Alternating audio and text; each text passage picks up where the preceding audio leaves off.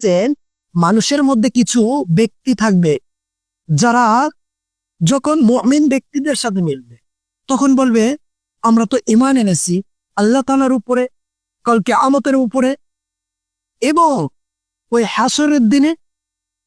এবং যখন এই মুমিন থেকে ফারেক হবে তাদের নিজস্ব যে দল, মুনাফিকদের দল, ওই দলের সাথে যখন লিপ্ত হবে তখন বলবে আরে আমরা তো নিশ্চয়ই তোমাদের সাথে আছি, অবশ্যই তোমাদের সাথে আছি, ওদের সাথে তো কিছুক্ষণ গেছি উপহাস করার জন্য, হাসা ঠাট্টামি করার জন্য, নিশ্চয়ই তোমাদের সাথে আছি। আল্লাহ তাআলা তাদেরকে আল্লাহ তাআলা সতর্ক করার জন্য এই আয়াতটা নাজিল করলেন। এবং এই আয়াতটার মধ্যে 5টি বিষয় আছে।